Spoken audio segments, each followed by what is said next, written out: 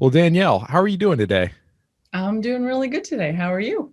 Doing great. Danielle, could you go ahead and get started and just give us a brief bio and some big things you're interested in? Sure, absolutely. Well, we got one of my main interests back here, cats. That's I my love it. cat, Littles, also known as Tulip Willow Ginger Bear.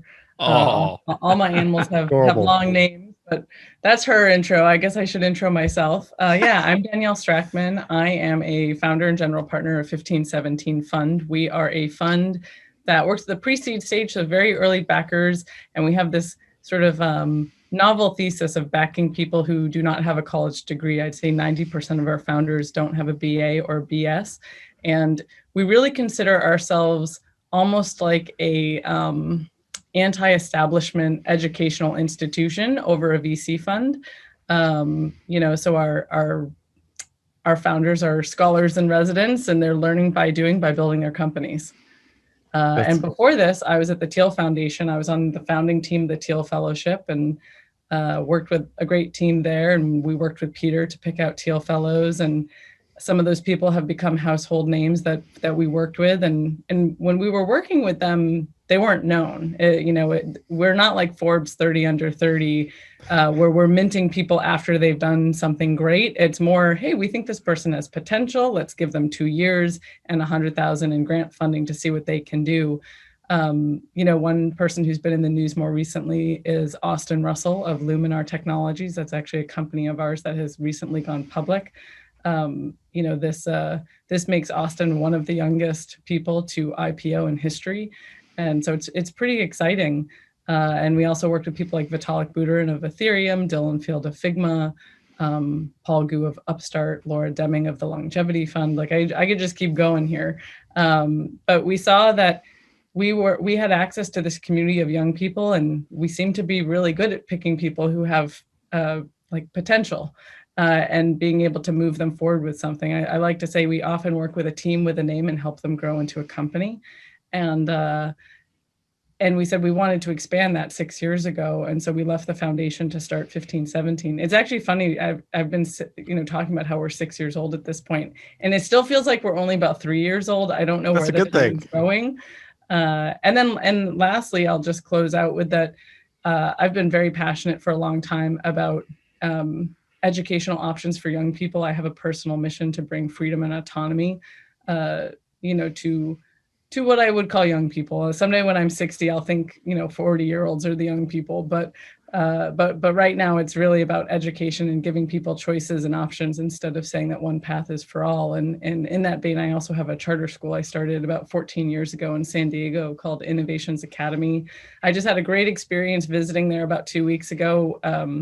I'm on the board, and we moved into a building that's a home of our own, and we get to stay there forever. And it's it's just so nice. It's a really beautiful building, and we're going to be able to put art on the walls and do what we want. And I remember when we first started, and all the furniture was used, and we were basically this scrappy startup school. And calling parents and saying, hey, can you all bring paper towel today? We don't have budget for Nice. this and this. And I walked the building the other day, and we've got beautiful screens that drop down and technology all over the place. I'm like, wow, we've come a long way. So it was just wonderful to see.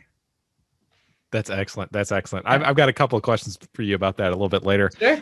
But first, I wanted to ask, you know, you've done a really incredible job of, picking successful young people, and there's also an effect where you're giving them some slack to work on what they're interested in. Yeah. So you're definitely helping that process. So it's tough to untangle things, but what did you look for? What do you look for when you see a young person and you think this Yeah. person has a ton of potential? Is there like a formula, or is it more just like I'm assuming it's like a unique case each time? But how do you think through that? And how did you There come to that are process? Yeah, there are certain things that we've started to come up with. There's a term that we use that we've kind of invented. We call it hyperfluency. And it's when someone can talk backwards and forwards about a space. It's like if someone can just geek out about the technology sector they're in and you can just tell, like, it's such an in-person experience of you're talking to someone and they're so jazzed about what they're doing. It's like nearly infectious. One of the questions we ask ourselves when we're evaluating making an investment, and we asked this question too at the Teal Fellowship, we asked, do we have more or less energy after talking to this person? And oftentimes, if a person is really into something, it's like they zap you with it. You're like, I had no idea I was into quantum computing, but I'm so interested in wow, I'm so interested in it now because this person has infected me. And it's being able to not just talk about the technology, but about the business cases, about how they build the team. They can just kind of go all over the place with it. But there's another quality that we look for too, because some people are very good at sounding very smart about things. Oh, interesting. But what they're not good at is communicating to maybe the general public about something. And so we'll meet founders who, we'll call it that they're up in like this fog of abstractions and they're talking about their technology. And we're like, cool, talk to me like, well, what Michael, my colleague, honestly says, and I hate that he says it, but I'll say it here, is he says, talk to me like I'm the dumbest golden retriever you've ever encountered, and now tell me about what you're building. And what's interesting is that there's a lot of people who can't do that, who can't just simplify. And we think that ability to not only talk backwards and forwards, but also at different levels is really important, because you're bringing on team members, you're bringing on investors, you're selling to customers. You have to be able to communicate really, really well about something across this very multi-dimensional space. And very few people can do that. So that's one of the qualities we look for most. We also look for curiosity as a quality. On calls, I'm kind of notorious for being like, tell me about your hobbies, tell me about your aspirational hobbies. Like, I want to know what people are into, because it kind of just shows us too, how dimensional is this person? And if what they're working on doesn't work out, could they be similarly passionate about something else? So that's also important. And then lastly, I will say that there's this intersection of the person has to be somewhat technical to start building what they're doing, but they also have to have the social intelligence to work with other people. And so all these things are really important to us, and end up kind of coming up with like, okay, there's like small bits of people who fit all these things in a really strong way. So when I meet someone who especially matches all three of those areas boldly, I get super excited. I'm like, oh, I found one of our tribe. Like, I found a weirdo in the wild. They're ours. Like, we just got to bring them in. Just reel them in. That's Yeah. great. I that does remind me of a question I have. We talked to Tommy Collison a couple weeks ago, and he's Yeah. Patrick's, Yeah. brother. And The he was better talking. brother. Yeah. He's a really great guy, and he's really passionate about the great books. Yeah. We had a great conversation, and we were comparing like our childhood and his childhood in Ireland. Mm-hmm. It was interesting, and I thought they had a great model where, he could kind of pursue, as long as it was like, something he was interested in, he could go and do it, and his parents helped enable that. That's Whereas great. in the U.S., there's intense pressure and competition for like college prep. And in fact, we talked about a college prep kindergarten or pre-K or something recently. Do you think there's some sense in which the American educational system has zapped out a lot of like that curiosity and that like, I kind of what you were looking for in trying to select, good founders? It's like people that are really passionate about this one thing, and you talk to them and it's like, wow, now I'm passionate about what they're talking about. Yeah, I think we've got big problems on our hands. And one of the areas that my school focuses on is being able to offer students the ability to contribute to what they're learning and be part of that process. So instead of the teacher coming in saying, we're going to learn about X, it's the teacher's job to be sort of more like a scientist and observe, here's what the students in this class are interested in. Let me try throwing out a couple project ideas and see what they want to do. Last year over the pandemic, I got really excited because a lot of people got to sort of experience independent learning or homeschooling or pod learning. And I know a lot of families. I have a housemate, Allison, and she was talking to a friend over Zoom who is a 6-year-old. And, I'm like this big homeschooling proponent. And her friend over Zoom said like, yeah, no, we've been educating our son at home. He's 6. He's doing really great with it. Like, I don't think we're going to send him back to school. Like, this is just working really well for us. And I'm in the background like, yeah, I'm like, it's not even someone I'm talking to being excited about homeschooling. And so people got a taste for it. And another piece that I also saw was a lot of people were tweeting things out or putting things on social of like, oh, my kid is so bored that they've decided to take up guitar playing, or they're reading one of the great books, or they're doing the thing. I'm really adamant about this. That's not boredom, that's motivation. Right. That is what it looks like when someone's truly motivated, is that they go forward and they create something. And it's funny you asked me this question, because I did not purposely do this, but I have this book right here that it's nice. backwards on your screen, but it's the Teenage Liberation Handbook. I haven't read this myself yet, but this is a book that is about helping teenagers to learn about how they can educate themselves in a more sort of freedom informed way. And I actually I don't even know, I'm like, what year was this book written? It was written in, I'm like, oh, that's the edited one. For some reason, I thought this book was from the 70s, but I think it's actually from the 90s. But I'm super excited to read it and see like what things still hold up today. Okay, yeah, first edition, 1991. So I'm super excited to read this and see like, does this still fully hold up today? I've skimmed it a tiny bit, and so far, like the first chapter is like, yeah, why is freedom important? And I'm like, oh my gosh, this is amazing. This is so great. So I'm excited to read this and maybe do like a Clubhouse book club about it or something, because I think that I think giving young people and teenagers the opportunity to like discover for themselves and learn and educate themselves in a more nuanced fashion is really important, to your point, about learning from the Collisons experience growing up, that they had more of that experience. And one last thing I'm going to throw out there is I wish schools would kill homework. Our school has a no homework policy, and at least a no like rote homework policy. If you have to talk to your parents at something at home about something that we need for class, maybe that goes home. But we just fully believe that, after work, I wouldn't say like, if I have an employee, I wouldn't say to, Nick on my team, hey, by the way, here's more work for you to do after your work hours. And we really believe that young people should be able to use that free time to be motivated about other things instead of like, funneling more schoolwork down their throats.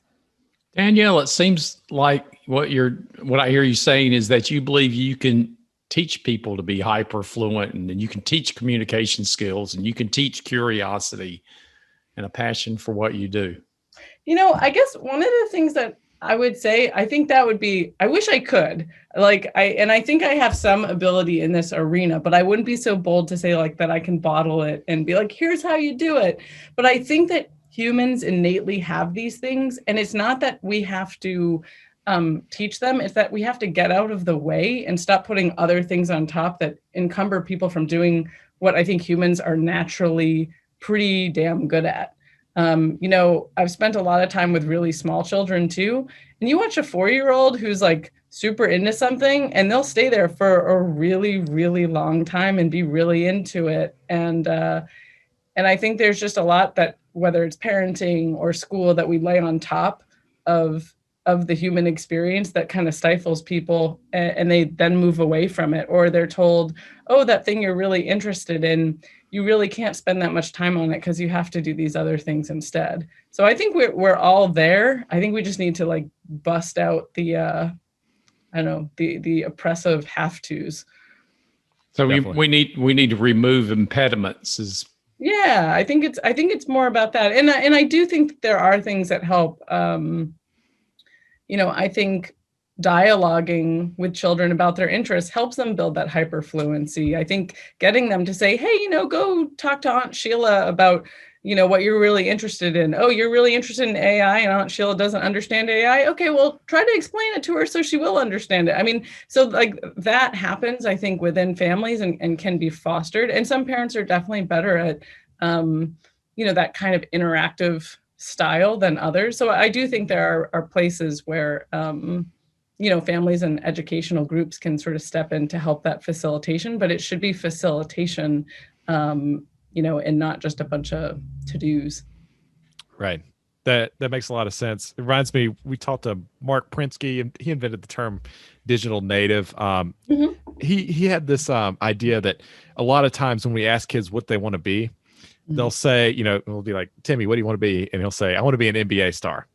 And, and then we'll go, well, Timmy, it doesn't look like you're going to be 7 feet tall, so maybe that's not the best choice.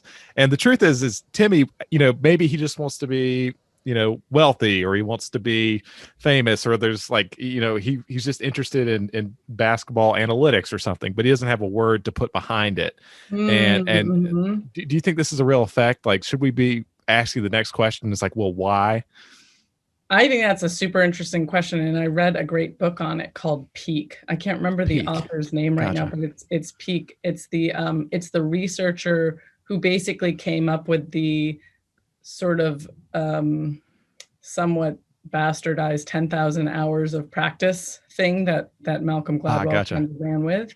And he wrote this great book. It's a really long book. I think he felt like he needed to write this really big book because he was like, oh no, this like sort of pop science guy took my thing and ran with it, and now he's famous and I'm not. But I really love this book.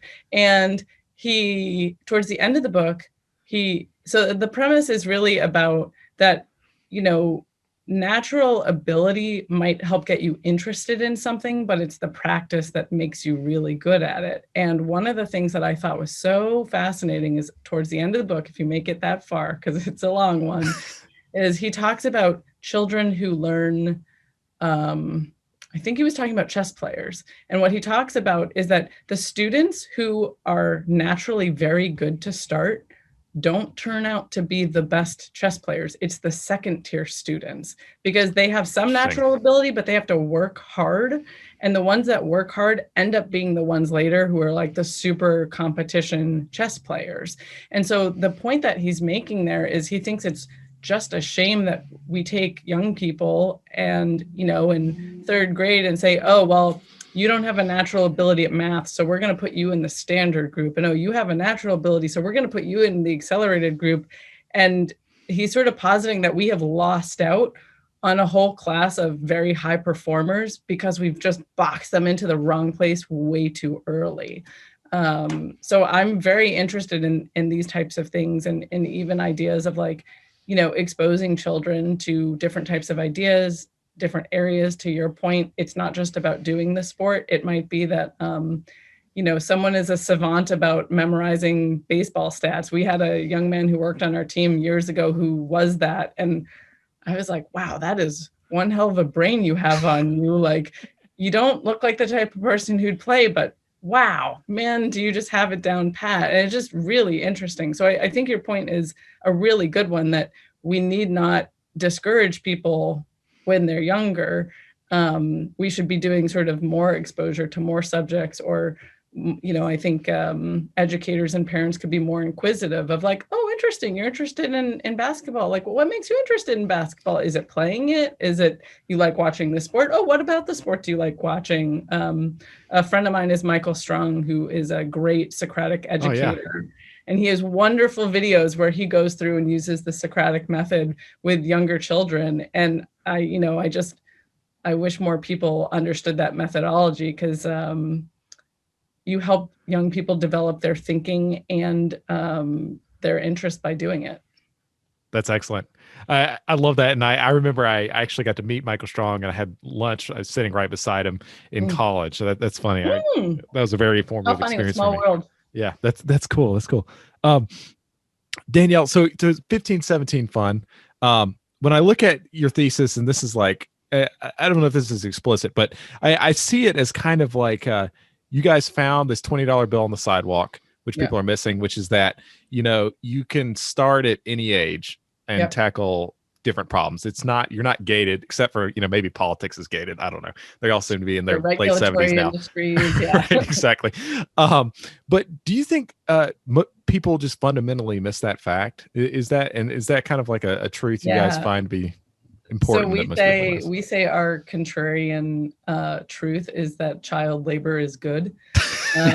So and I only mean that in the most positive way, of course. I know it's like super tongue-in-cheek to say that, because of course we don't want young people working in poor working conditions. But what we do believe is that, there's a narrative that's, hey, you can do these things that you want to do, but after you finish high school, after you finish college, after you get your PhD, after you're married, after you buy a house. Like there's this whole escalator of stuff that you're supposed to do in a particular order. And so what we say is that that's just not true. And in fact, we want to help encourage people to do things now. And it doesn't mean that every person we work with has to take the dropout path and build a company and, sort of be a renegade person. It means crafting your own life. And so for some people, going to college is the right place for them to be. And that is the right decision. And that is as beautiful a crafting as if you're going off on a totally different path. So we totally respect people are going to make individual choices in this. For us, we also try to encourage people to work on things in the moment instead of being told to do it later. And one way we do this is through a grant program that we run through 1517. We will offer people $1,000, usually a high school or college student, to work on something of their choosing. And we'll often meet people at office hours or hackathon. Someone will come up to our table and say, hey, I'm really interested in building, X, Y, or Z. Actually, one of our companies that is doing really well started as a grantee with us. They're called Presso. Oh, that's and awesome. they are a robotics company, and they make basically like a new type of dry cleaning machine is the way that I would Cool. say it. And they started at a hackathon with a bunch of hangers, like a lamp with the lights hanging down on stuff, and they had hair dryers hanging off of That's it, pointed amazing. at the clothes. Like it's super scrappy, super scrappy. And my colleague Nick met them at a hackathon. We gave them $1,000 as a Venmo payment. We make it super simple. There's no That's awesome. paperwork. There's nothing, and there's a lot of trust. We're just like, we don't need reports from you later about how you spent the $1,000. Just we want you to have a learning experience with this $1,000, and we do want to hear from you if it is working well or not working well. Because for us, we want to know, we want to learn alongside these people, these makers. And this particular team kept going on what they're doing. They got into the Hacks Accelerator, which is one of the premier hardware accelerators. And now they're in business. They sell their dry cleaning robot actually in the film industry, because you always find out these interesting things. They eventually want to sell into other verticals, but what they found out was that the people who do wardrobe for actors and people in film, they are responsible for the clothes. And if that costume goes missing off-site dry cleaning and never comes back, somebody's getting fired.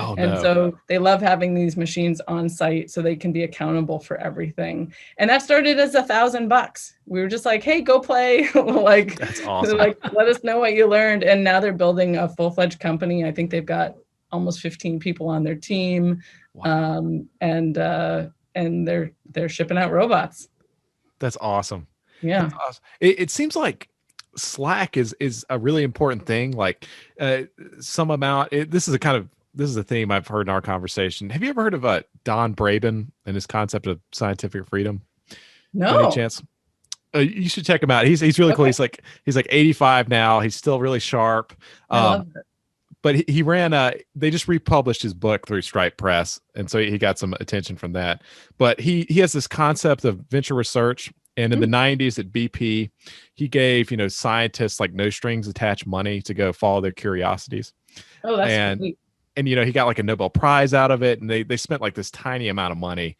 And he's got this thought that there's just too much bureaucracy now in the grant making agencies. You can't find and follow.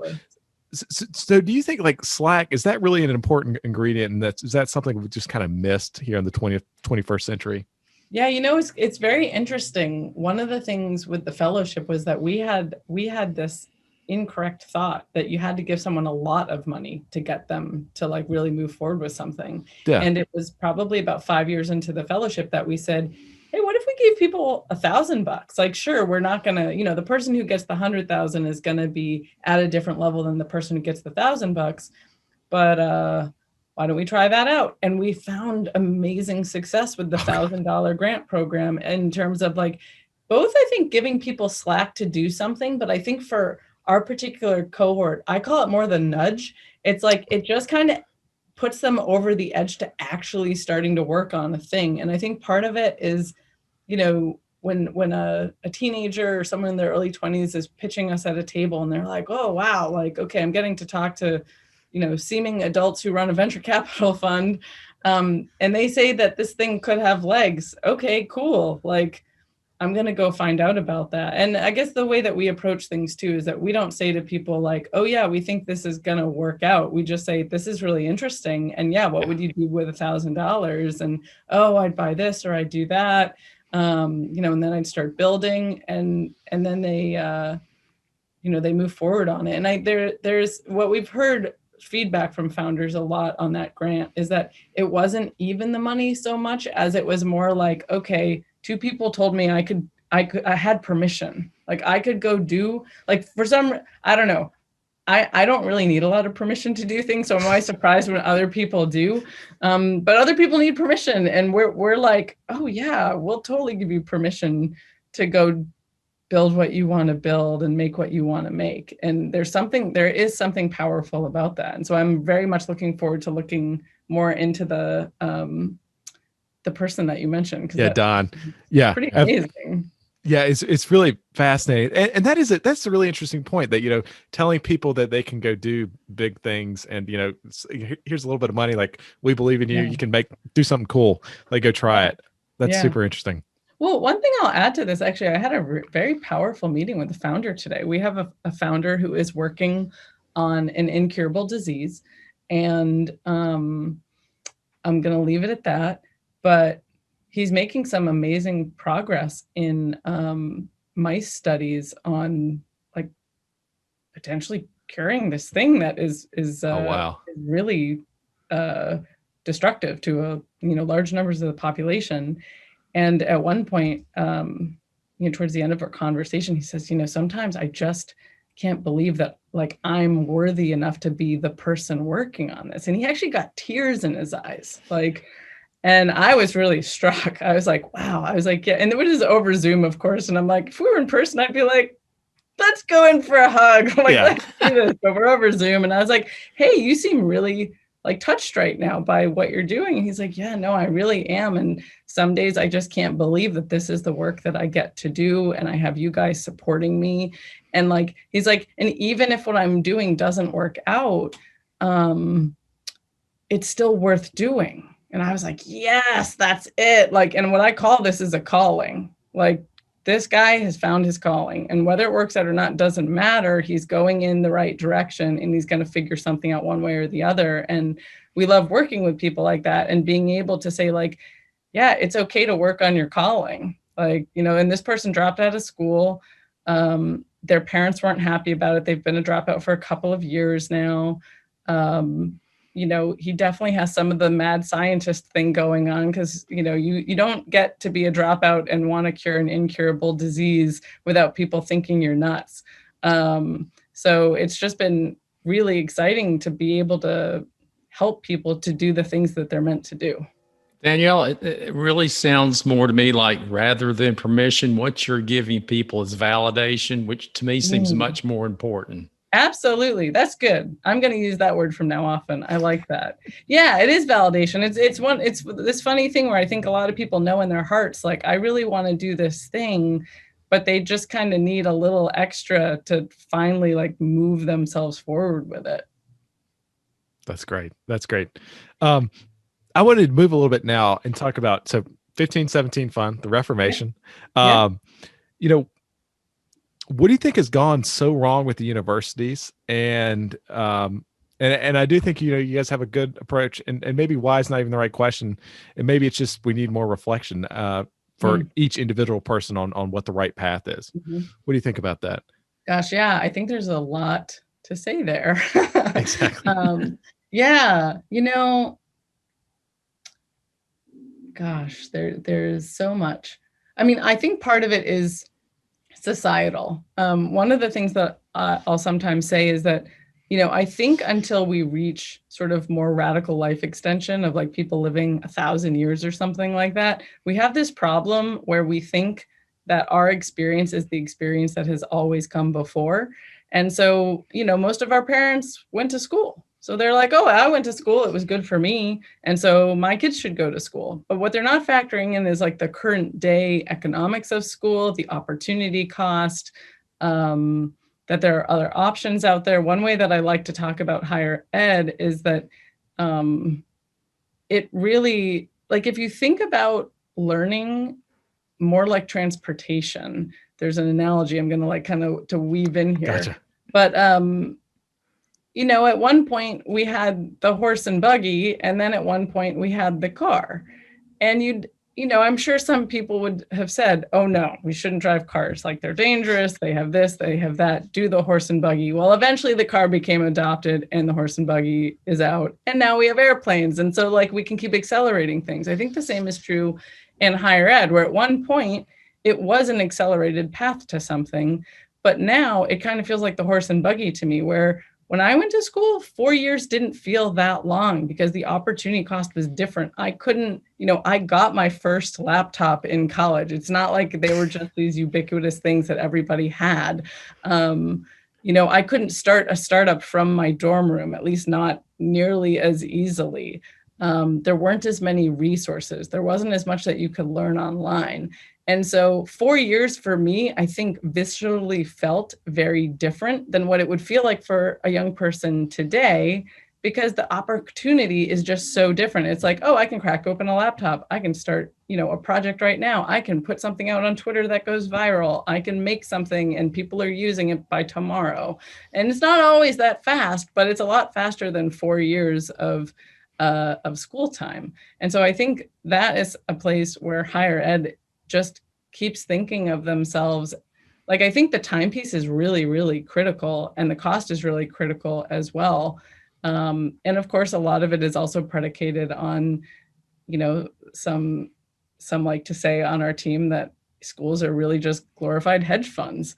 And that's what they're really about, is the endowment, not about the learning and the education. And I think actually, to like really put a bow on all this, like the last year in quarantine and, you know, the coronavirus has really taught us that like the high-end schools know that they're selling a handbag, because they didn't even reduce their prices when everything was online. Like that shook me to my core. I was like, really, Harvard?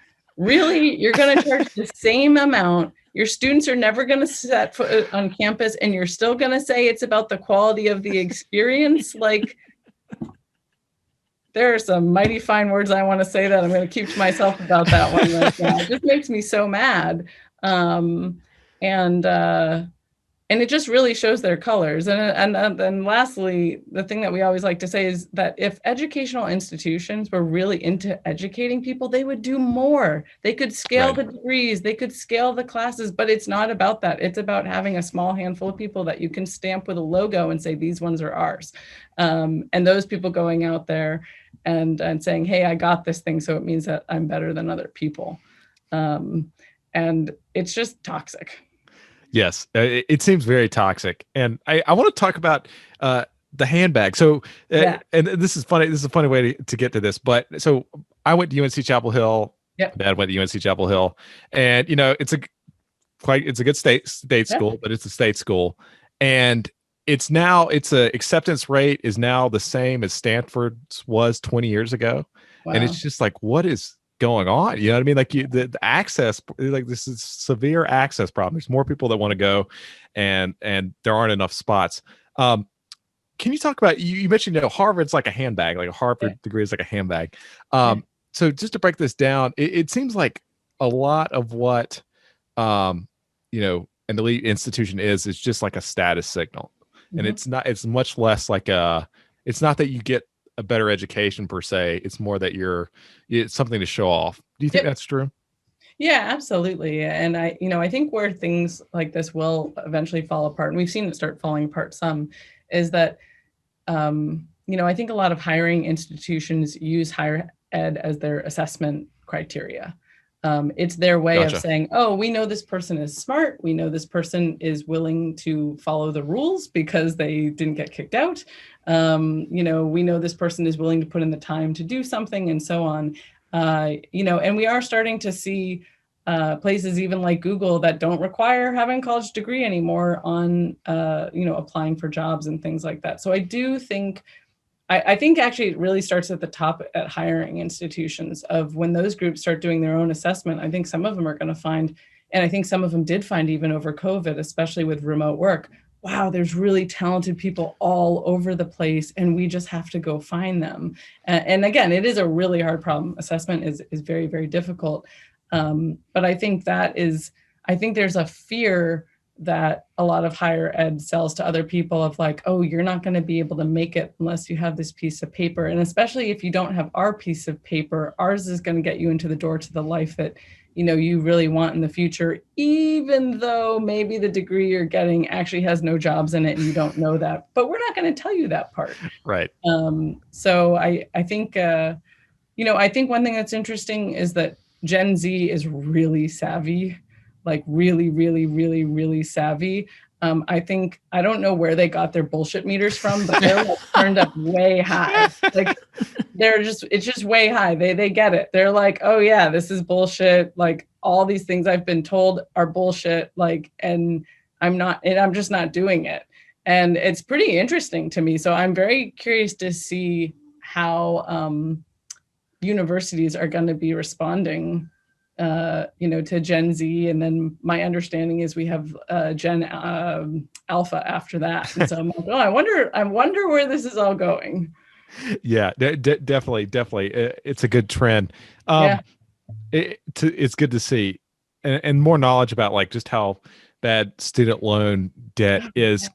Can you talk about, student loan debt? Obviously I think it's a very, very, very concerning thing. It's ballooned even in the last 5-10 years. Yep. Is it worse than people think it is? Is it not as bad? And do you have any potential ideas, change the bankruptcy laws? I don't know. Sure. Yeah. I don't know all the current stats, like right off the top of my head right here, but what I think, I mean, it definitely smells quite a bit like, the housing crash in 2008, when it's like banks were loaning out money to families to buy homes that they could not service. And then the whole thing crushed under its own weight. And it feels the same way of saying to a 17 or 18-year-old, hey, you're going to sign this piece of paper. This says that after you're done with school, you're going to start paying off this loan at this percentage rate. And I'm guessing it's not even that clear, actually. I mean, I remember myself signing off on student loans and just being like, yeah, I just put my name here, right? Like no one walked me through the math. I was lucky in that, I had something like a less than 2% interest rate. And it was like $10,000. So I paid it off and it was not a big deal. But I've heard lots of stories from young people of, oh, I got this degree and it turns out, one, it wasn't even the thing I wanted to study. I haven't been able to get a job. I'm paying off $80,000 in debt, but I'm not even touching the principal because the interest rate is so high. So sometimes it's not even the school expense itself, although I think that's highway robbery. It's the loan companies that really are just killing people. And I was even talking to a surgeon a couple of years ago, actually. And I said, and it's funny, I didn't bring up, she didn't know who I was. She didn't know what I do or like what I stand for. And I said, what do you think is like a common misnomer about becoming a surgeon? And she goes, oh, people think that you're like floating in cash and you're making all this money. And she goes, it does pay well. But what no one understands is that to get there, you have to take out so much in loans. She was like, I'm just happy that my husband works at Google, because that's what's been able to afford us to be able to, have the apartment that we have so that she can service her debt. And I just thought like, wow. So even if you get a really good job, it comes at this very, very high cost. And it's something that people need to think about a lot of like, does it make sense for someone to take out those loans? For some people it does, for some people it doesn't.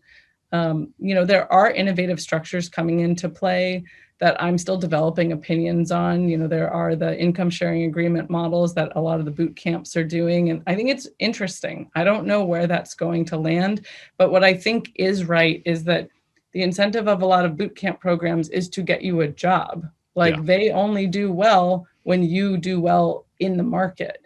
And schools aren't like that. And I do think that, it would be nice if they would move in that direction, but they don't have very much of an incentive to. Like there aren't people rallying outside of Stanford to lower tuition or to have an ISA agreement or something like that. Like they're just kind of getting to do it how they do it. But I do think there are some interesting models that are coming into play. Definitely. Yeah, I think I really like the ISA model at our little startup in the last 2 years. All the engineers we've hired have been from Lambda Yeah. School. Oh, cool. And they're all like, it's so funny, like one of them was a cinematographer before, and he's just the Yep. most incredible data scientist you've ever met. The other That's one so was a awesome. bartender, and Yep. now he's incredible web developer. And the best thing about it was, I inquired, I was like, we need to hire this, like we're trying to get done. And the I guess sales lady, reverse recruiter, whatever you like to call this person, but from Lambda, she beat down the door. I mean, she was calling me, she's texting me, she's emailing me. I'm like, man, I couldn't get UNC Chapel Hill to get off their butts to call anybody on my behalf, and it's just like this is like the aligning incentives. It was really I felt much better about the future after that experience. That's great to hear. And those employees are still happy with the ISA agreement. They're like, okay, good. Like I know it tops out at a certain point, and I think I remember when ISAs first came out, I think people were thinking like, oh, they can just like keep going, and It was like, I don't think that's going to work out. Yeah. But it seems like they're happy with the model. I think they've been happy, and we'd have to ask them, on that specific point. But I think it was a lot better than going and taking out the 120K. It was much more compressed. The time period was much less. It was still much cheaper. So I don't know at that level. Well, and I love the sort of transformative model there of like a person who doesn't think they're maybe cut out for a certain role, and then they go through boot camp and it's like, oh, I went from being this to being this, and now I see myself as a different person. And I think that's something that people are going to have to think about over the long haul, is that it's considered like you're like old hat if you're at a role for more than 2 years at this point. It's like, oh, like, you always have to be sort of learning and growing and taking on something new. And I think boot camps really help facilitate that. That's a good point. You can pivot a lot more and change things. Right.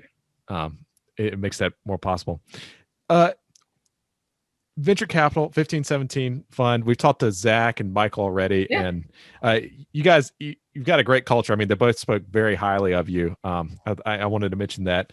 What do you think people most miss about venture capital? And do you think your background in education gave you kind of a unique ability to, what's the mean, like to actually be helpful, perhaps? I don't know. Right. Yeah, absolutely. Gosh, these are good questions.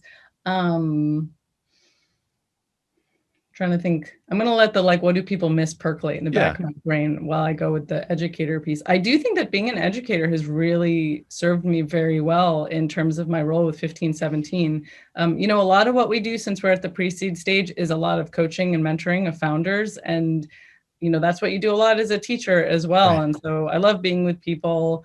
I love using the Socratic method to sort of get information out like Michael Strong does.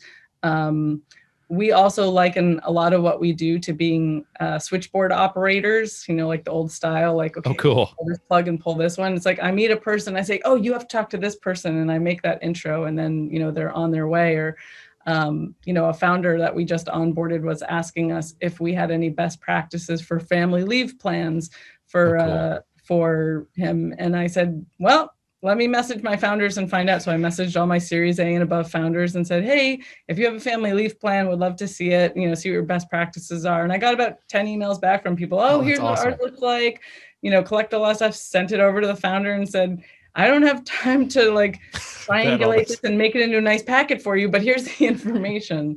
So I do think that my background as an educator, plays really nicely. And I definitely do have a drive to actually be helpful and do things like make connections and offer feedback on things. So I do think, it just plays it nicely. And then as far as what do people miss about venture?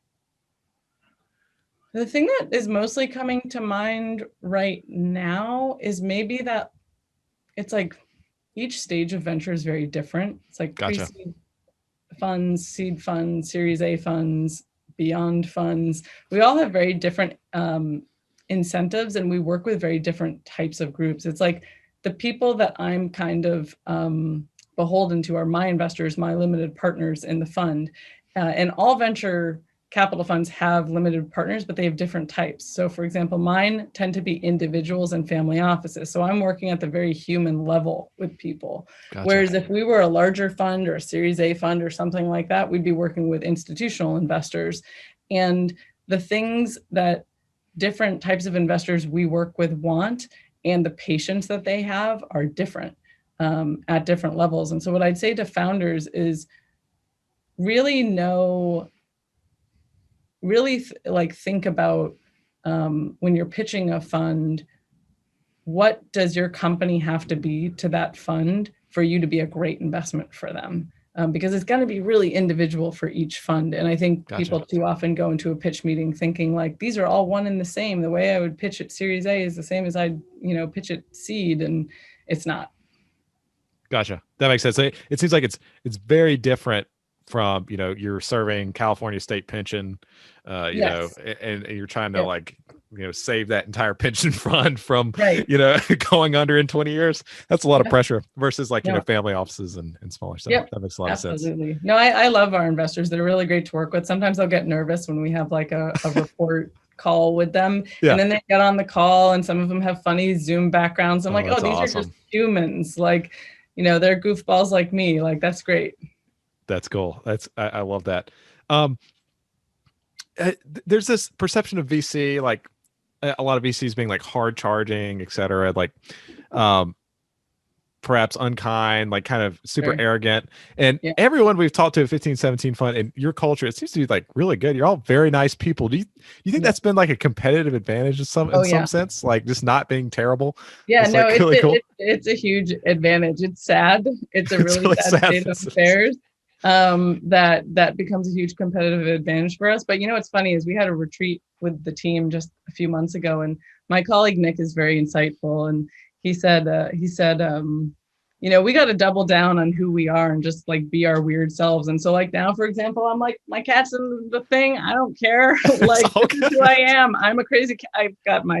I'm like, oh, this is terrible today. I've got cat spit on. Love it. So we just sort of double down on who we are, and it seems to work. And it also works in some really interesting ways for us, where I think we also attract founders who are often, underrepresented, because we don't have that stuffy, the door is shut, you have to get the warm intro. I had so much fun yesterday. I had 2 people who wrote into our contact form, and we asked for a fun fact from people. And we don't mean that section to be like the humble brag of like, well, fun fact. I worked at McKinsey. No, but someone wrote in this, like, I don't remember exactly how they said it, but this one woman wrote in and she talked about being a chicken rescuer and like rescuing someone's chickens once. And like, I wrote her back and I was like, you had me at chicken rescuer. And then this other guy wrote and said that a company he had before this that was kind of just a side hustle was he had these coffee mugs and he would fill them with dirt and he would take succulent clippings and just put them in the dirt, because you can do this with succulents. You don't need to root them. And he would sell them for a 3x markup on the price of the mug. And he's like, I just had so much fun doing this. And it was so good for me to be in my body, like stuffing these things with dirt. And I was like, I wrote him back. I was like, you had me at succulent markup. I was like, we have to talk. That's amazing. So we just have a really good time with people. And it does make us stand out. And I think our founders really trust us over time, even for our founders where they're really off to the races and, they're Series A and above. Those founders, still want to talk on a regular basis and say, hey, here's the problem I'm having with my board, or here's an issue I'm having with an investor, because we become this super trusted and also like easy casual group to go to. Like we get to know people on a very personal level. Some of our founders we've taken out for their first beer, like not because we asked, but because they asked us to. Oh, that's great. And I'm always so pleased by that one. I'm like, really? I get to take you out for your first legal beer? That's crazy. I love that. Danielle, thank you so much for coming on. I've got 2 final questions. Yeah.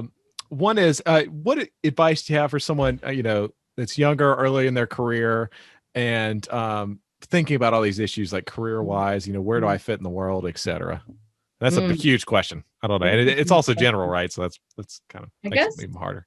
One thing that I'd say is that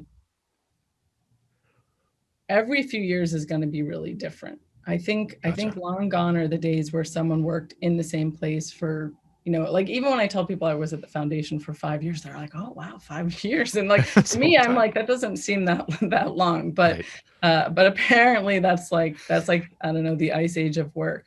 But one thing to think about is that like every few years has the potential to be markedly different. And so that means you do want to keep educating yourself and learning things. And, that means like reading books, maybe taking some online classes. I don't mean like enrolling back in school again. I think that is something to think about with one's career. I think it's really important, as much as one can do so, to be motivated by what they're doing. I was talking to a young man this morning who is starting a startup, but he's telling me about his job. He's a contractor for Google, and he's like, it's fine. It pays the bills, but it's just kind of the same thing every day, and I don't really like it. And he's probably about 22 years old. And I said, this is good. You're getting that internal barometer for yourself of what works for you and what isn't. And a lot of people stay in things that don't work for them, whether that's work, whether that's relationships, like family stuff. Like people just kind of tough it out for a really long time because you think, oh, this is just the way it is. But he's sort of learning that when he puts his feet on the ground in the morning and he goes, I don't really want to do this thing day after day, that's a sign. Like that's his intuition telling him like, maybe this isn't the thing that we should be spending time on. And we're not all fortunate enough to be able to always have a job that we love or anything like that. But it's something that I think people can pay attention to. And lastly, I would say, I think, there are the golden handcuff jobs. People who go to the FANG companies and they say, I'm going to be here for a year. I'm going to be here for 2 years. I'm going to get to this thing and then leave. And then they never leave because they get used to a certain lifestyle. And that's very real. It's very hard to move backwards. It's hard to say, oh, I'm going to do this other thing that I love that pays less, or I'm going to do a startup and, not have much of a salary for a while. So, if you're at a big company, think about how long you want to be there. Think about what effect it's maybe having on you overall. And if you do have an exit date, like, really, really try to keep at it. Right. I think Danielle, I think that's incredible advice. It's like, you've got to be very wary about getting stuck at like these local minima that aren't perfect, like that are, and you never like look elsewhere and try and like golden handcuffs. Like that's great advice. Great advice to think about. Yeah. Well, Danielle, where can people find you, your work, 1517 Fund? Where should we send them? Yeah, absolutely. People are welcome to email me, Danielle at 1517fund.com. They can find me on Twitter, Strachman. They can find me on LinkedIn, although I usually only add people on LinkedIn when I either know them or someone write a really good personal LinkedIn message. Like those nice. Get my attention way more. Tell me that you like cutting up succulents and selling them to people. Like apparently 3x markup. That's the way to my heart, is 3x markup on succulents. But yeah, I always say, especially if you're a young person, a maker, a founder, maybe you're in high school, and you're just thinking about your future and you want to reach out, feel free. It's never too early. I always tell people that, if you think, oh, maybe I should message Danielle, just do it. Like there's no right time. Excellent. Well, thank you, Danielle. Yeah. Thanks for having me. Thanks, Danielle.